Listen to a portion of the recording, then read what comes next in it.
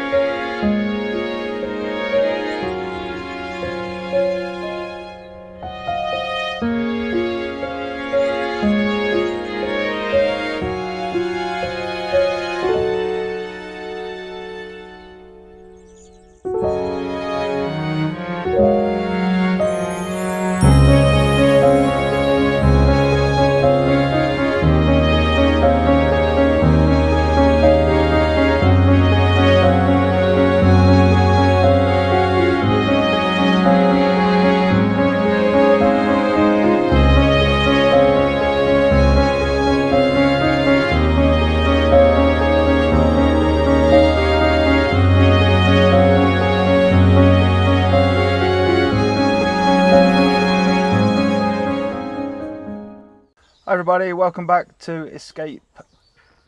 What we called? Oh my god. Escape to El Campo. You ready? Yeah.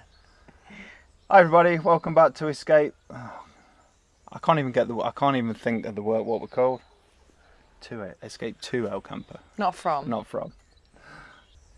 Hi everybody, welcome back to Escape to El Campo. It's been we didn't put a video out last week because the previous week the weather was rubbish, so we were hiding away. And also my parents have been here for, how long have they been here for? 11 days? 11 days. So we've been busy spending time with them. So, but I don't know if you can hear in the background, spring/summer has certainly arrived this week, hasn't it? Yeah, with the bang. We went very quickly from about 8 degrees to 28 degrees. Yeah, over the course of 3 days, didn't we? So, yeah, it's it seems unseasonably warm for this time of year. I think it is probably a little bit warmer than normal. Yeah, and it is going to drop back down again tomorrow to early 20s. So not really dropping back down, but dropping back down to where we are at the minute. Yeah, I've had a couple of 4 days of Really high hot. 20s, and obviously the humidity is quite high here as well. So it can be quite oppressive, really, I guess, Yeah. especially in the evenings at night when you're trying to sleep. But we're British and we're going to moan about the weather, whether it's too hot or too cold, I suppose. For the record, actually, Galician people are exactly the same as the British in that they talk about the weather quite a lot. And my painting class on Monday, so only 6 days ago, it was flipping freezing and it was chucking it down and the rain was going mental, but then the sun would come out and the entire painting class was just full of women talking about, oh, look how windy it is. Oh, wow, the sun's come out. Oh, there's a really pretty rainbow out there. Gosh, look at that rain. So they're equally obsessed. So they're equally as obsessed as us British, so we fit right in. So what we've been up to? Emma came back from England. How long ago was that now? 2 weeks? I'll be about 2 weeks Two now. two weeks now. Yep. And the kids are back at school after the Easter break. The field that I pointed out in the last episode 28, has now been ploughed and rotavated. Yeah, we're ready to go. We are ready to go, ready to get some seeds planted in there. So 8 days ago, our next door neighbour came down, over there, came down with the tractors and they spread manure on the field, and then came back with another tractor and ploughed it, ploughed all the Manure. Ploughed into the manure and turned all the grass over, and it made the field look about 20 times bigger than it did previously. So we're a bit We're a bit overwhelmed by it now, aren't we? To be fair. Overwhelmed is an absolute understatement. I said to Adam, like, watching it happen, it's like, am I being really stupid, or does this field suddenly look bigger? And you sort of said, I'm glad you said that, because I thought exactly the same. But what I did say to the farmer, we don't need it all doing. We're not going to use all of this land. It's quite a lot. And he sort of said, well, I'm here, so I'll just do it. And our eyes just got bigger and bigger and bigger. But yeah, so he ploughed it and waited for the ground to dry up a bit, because it was quite wet when he ploughed it. yeah, it was ridiculously wet. Yeah, there was points where he's got like a 4-wheel drive tractor with the big wheels on the front and the back for it, and even they were spinning when he was ploughing it, so it was quite wet down there. Yeah. So waited a week, and he's come back and he rotavated it yesterday, and yeah, now it's all sort of fine till, and it's ready to go, isn't it? It looks really smart. It does, yeah. It looks neat, if nothing else. Yeah, absolutely. Feel like proper farmers now. Yeah. So we are waiting until what's the date now? We're probably another 14 days, and we can start putting potatoes in, which we've been and bought. So 2 sacks of potatoes. Yeah, 50 kilograms of potatoes. We did ask how many that they thought that we would need for a family of 4, and he said, well, probably 2 sacks. We have 2 sacks. And then he rang up the place where you buy them from to double check for us. And he also said, yeah, they want 2 sacks. We will put them to one side for them, ready for them to come and get them.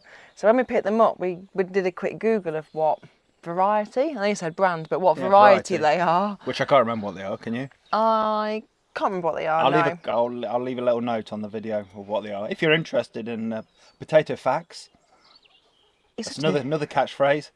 We should get some t-shirts printed. What, with potato facts? Yeah. And what else? Compost nerds. And Adam's an idiot. Anyway, we digress. We googled the variety that the potatoes are, just to see what sort of a yield we might expect to get from them, and it's an up to 8 times 8 yield. to 1. 8 to 1. Yeah. So our 50 kilograms of potatoes are potentially going to bring us 400 kilograms of potatoes. We don't really eat potatoes, so we will be eating potatoes. we are going to be eating. Ooh. I'm okay. We're going to be eating a lot of potatoes, potentially, if they grow. We'll see. Yeah, we'll see. But everybody eats lots of potatoes here, don't they? Everybody eats lots of potatoes, but I will point out that since we've lived here since September, we have actually only ever bought one bag of potatoes, because everybody else has grown so many that they keep giving them to us. So I feel like maybe everybody plants too many potatoes. We'll see. We need lots of people to come over and stay with us, and then we can feed them the potatoes too. Potato Fest. We could put a festival on and call it Potato Fest. Shall we? We could have some t-shirts printed with Potato Fest on, can't we? Yeah, we could. Yeah. So we could make some moonshine out of potatoes. Yeah. And everybody can get drunk. We need to write. And we could sell some chips. We need to write a potato peel song for the for the hens. Potato peel. Anyway, what else have we been doing? We're digressing, aren't we? Oh, talking of potato peel, our hens are laying eggs. Yeah, we got our first egg. Was it last week? Yes, last week. Last week. Yeah, we had one a day for the first 3 days. Oh, look at him. Oh, she's happy. Where is she? On this little stump sticking up there, look. I really hope that was caught on camera. Oh, is it a wren? It's a wren, isn't it?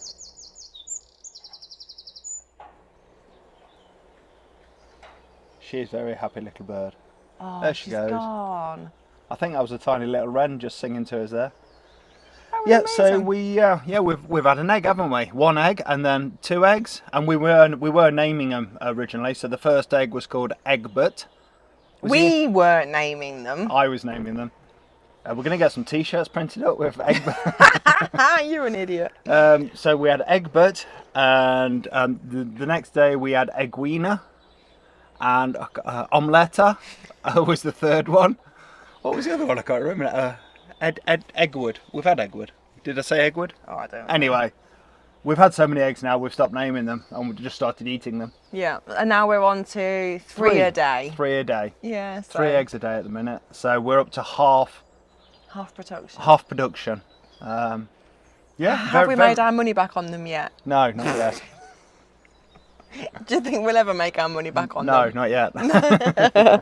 Well, they are nice. The yolk is so yellow, isn't it? And yolky. Yeah. Emma made pancakes this morning for breakfast, and the pancakes were vivid yellow, weren't they, from the yolks? But it tasted amazing, so that's the main thing, isn't it? Yeah. So I've got an ant on me. So the gallinas, which are the egg-laying hens, their production is ramping up. They're so funny to watch as well. We bring them a lettuce or something out of the polytunnel because the lettuces have gone over and they're beginning to go to seed, so we're feeding them to the chickens.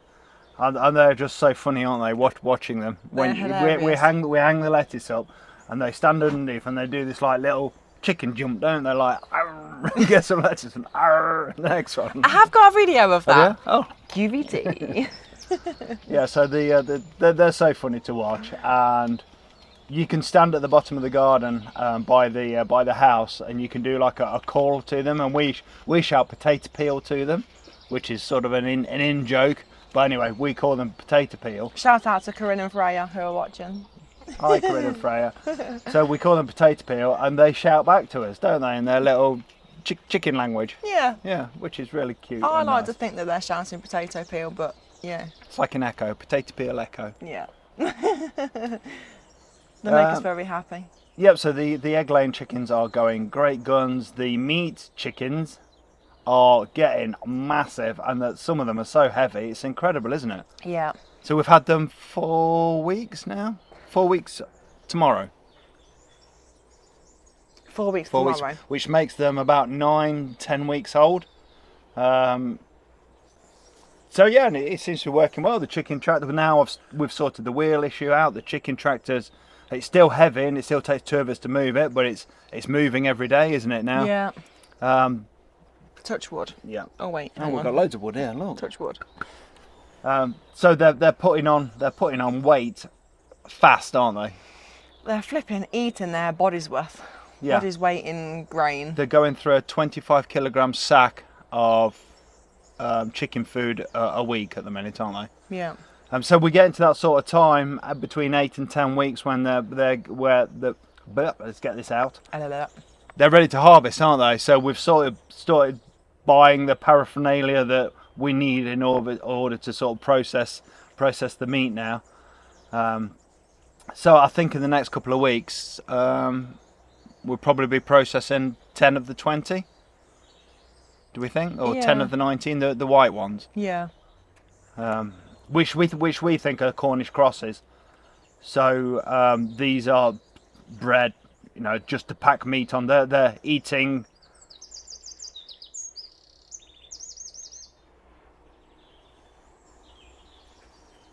The wren's back.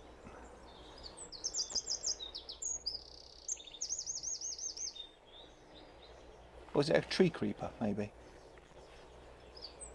Can you zoom in? It's gone again. It likes that little perch there, doesn't it? Yeah. I missed it. I didn't really get it. Yeah, so these, if they are what we think they are, these Cornish crosses, the white ones, they're just basically eating and shitting machines, aren't they? That's what they are, though, aren't they? Yeah. Yeah, they're just piling on the way, and they're so heavy because they can't get up the ramp to get back into the pen at night. We have to come up every night and lift them up and put them in there because their little legs won't lift them up, or they've never learned. I don't know, they've either never learned or they're so heavy. But anyway, yeah, we've turned the chicken coop around and it's sort of heading towards the house, and I'm sort of naming that the Green Mile. I think over the next week it's going to be the Green Mile down to the processing area. The death row inmates are walking the Green Mile. That's a bit harsh, really. It is a little bit. But a bit of death row humour. Yeah. Is that a thing? No, We should have some t-shirts, Brit. But yeah, you can't get attached to them. You can't sort of potato peel them, and you can't think of them in any other way other than the fact that they're food. Yeah, they're going to be harvested in the next week or so. Yeah. Some of them anyway, that's for certain. Yeah, we have given them sort of lettuce and bits of radish leaves and that kind of thing, haven't we? But they're just not bothered by it. As you move in the tractor, because we do it while they're down, because it's too heavy to try and move it with them actually in their coop. And as you're moving it, they're like desperately going for the new grass. New grass that comes available to them, Yeah, aren't but they? you put lettuce or anything in there, and they're just not bothered by it, are they? No. Not like the girls. Yeah. So, but they're happy enough. So that'll be an upcoming video when we process the chickens. Obviously, we're going to be watching lots of YouTube videos on how to do it, and one of our neighbours has offered to come and Supervise our first sort of go. Oh, I'm not going to say go at it, because we're not going to have a go at it, because we're going to be doing it properly. We're going to be doing it as humanely as possible, aren't we? For as for this type of thing. Yeah, absolutely. Yeah. So our first harvest. Our first harvest. Our first chicken harvest. Yeah. Which also sounds a bit weird. It does sound a bit weird, but sounds like we're playing Minecraft now. That automatically cooks them as well. You know, his chicken farm and Minecraft thing. Oh, does it? Yeah, he grows them from chicks, and then they get processed, and then they fall into a fire, and they pop out like ready cooked chickens. I'm sure that's what happens. I'm sure he showed me that before. Is that what's going to happen with ours? No. Ooh, got me. So just going back to the land, we've prepared another no dig bed, haven't we? Yeah. So we're using our compost. So we've almost used a whole bed of our own, a whole bin of our own compost now, and we've spread it on there, and it looks lovely. You know, it's really dark, and you know, it doesn't smell or anything, does it? No. Yeah, it looks fantastic. It's maybe compost. a little bit twiggy, but that's perhaps our fault for putting in twigs that are too big. So anything that's too big, I've just pulled that out and put it back into one of the other bins, and then that'll get processed now until next time, won't it? I suppose traditionally you would use some sort of big sieve, wouldn't you, to... Yeah, I suppose if you're using it for potentially, I don't know whether you can use it for growing seeds, but if you're using it as a seed medium, you would sieve it out, wouldn't you? Yeah, because there's a big sort of compost sieve in the barn, isn't there? Nobody's got time for that. Nobody's got time for that. I'll just picking out the big ones and chucking them back in the compost. So we got literally hundreds of little plants, and we're ready to go. So as the temperature's going to drop a little bit next week, it's not going to be so oppressive, and we're due some rain next weekend. Yeah. I think next week we'll be start getting the seeds planted out as well. Oh, we're sat here. Oh yeah, can you tell what we've been up to this week? so that massive pile of wood, I think I showed you last time, that again our neighbour dropped round because he was taking some trees down off our land, to be fair, because he's making himself a little bit of access so he can access the back of his cow shed. And we said he could use the land to do that. He's taken the trees down and dropped them all down here. So while my mum and dad have been here, they've taken it upon themselves to... we had an afternoon up here, didn't we? Yeah. So I was on the chainsaw chopping. Mum and Emma were stacking.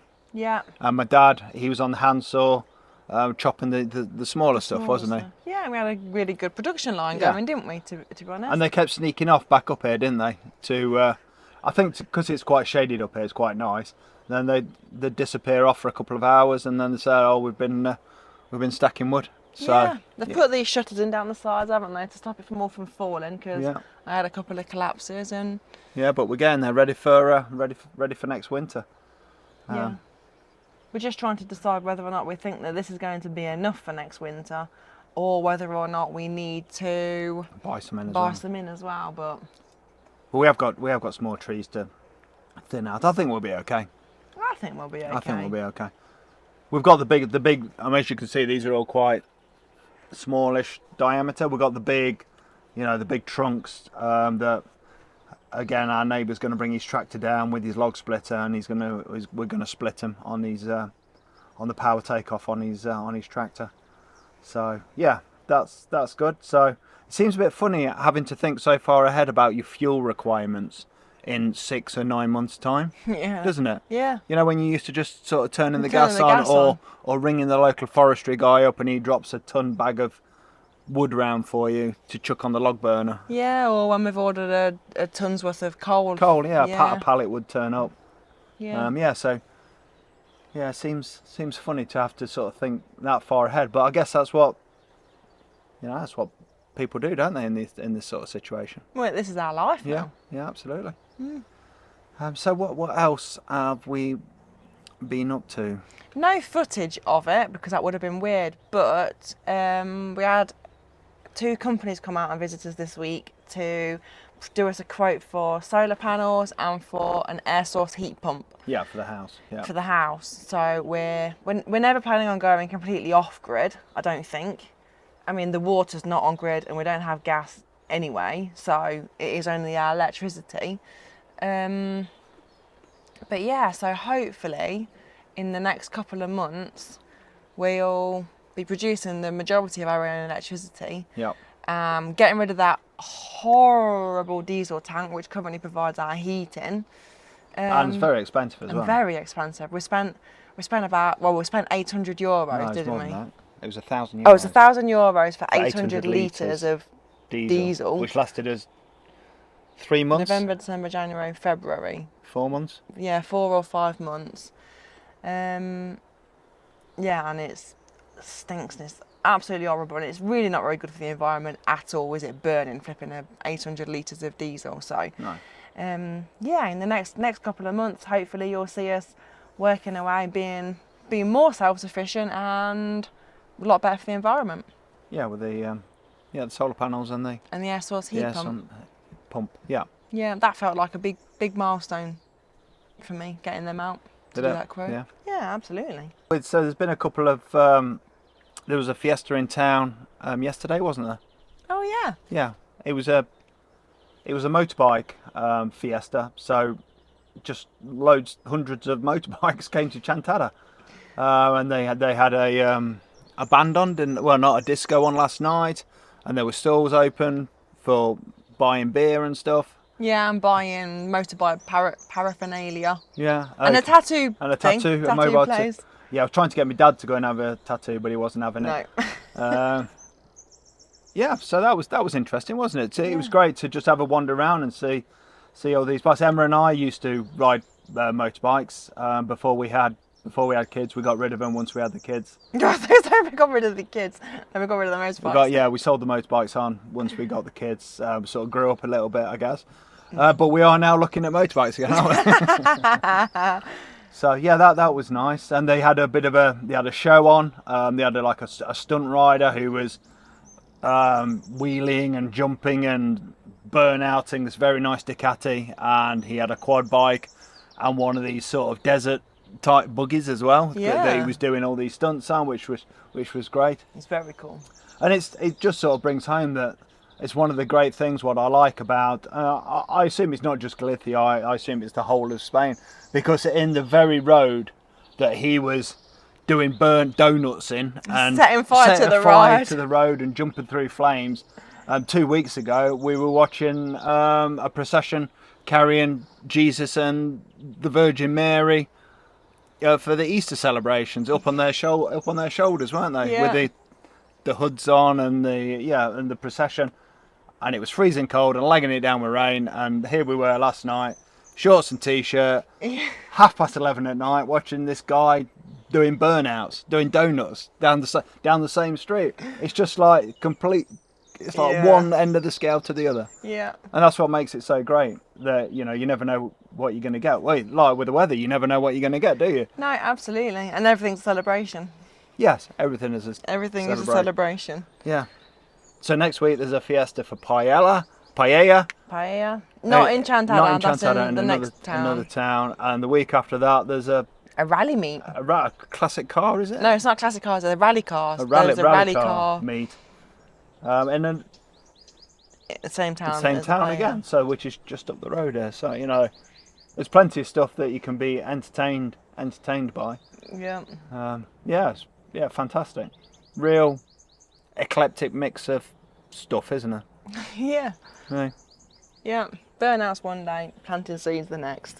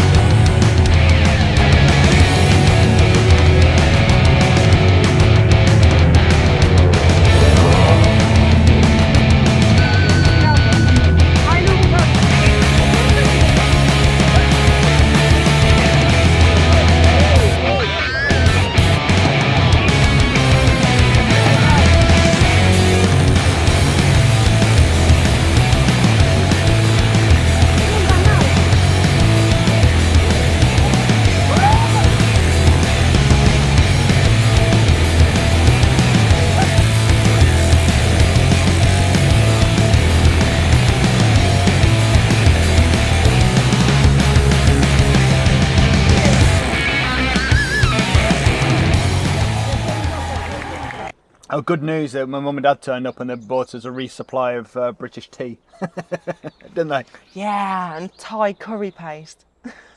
And orange squash for the kids. And Marmite. And Marmite. Yeah. All the little things that you miss. I mean, it was absolutely brilliant seeing your mum and dad. Yeah, but they bought tea bags. Cheers.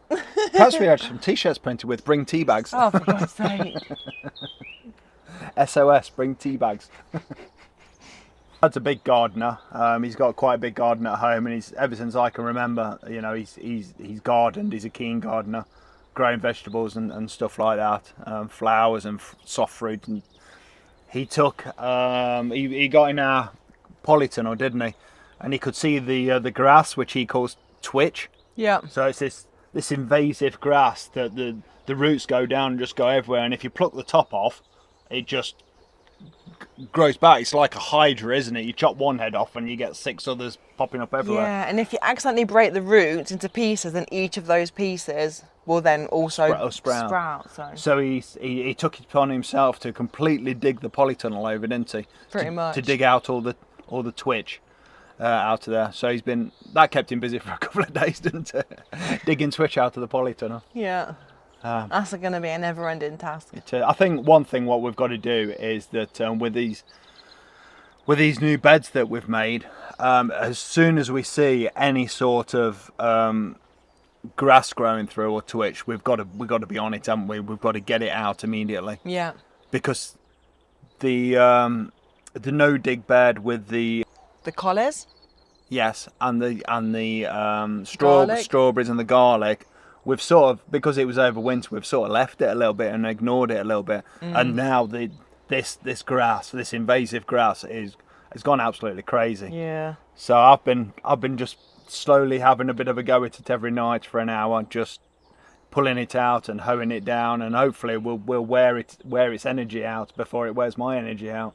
But with the new beds, we need to be on it, don't we, straight away? Yeah. For definite. I've ordered you a new hoe anyway. Oh, thank you. That's all right. Yeah. So we've got a hoe each. Oh, his and hers. His and hers hoes. His and hers hose. Yeah, Is it pink? No. Oh. Does that mean we can have a hoe down? No? Is that not a thing? I'm going to get a t-shirt printed saying hoe about down. a hoe down. Yeah, so that's been a bit of a bane of our life. This constant dealing with the twitch, hasn't it? In the polytunnel, and now Dad's gone down and dug it, well, attempted to dig it all out. He's done a really good job, destroyed our paths in there, but hey ho, the twitch is hopefully. Listen. What's that? I don't know.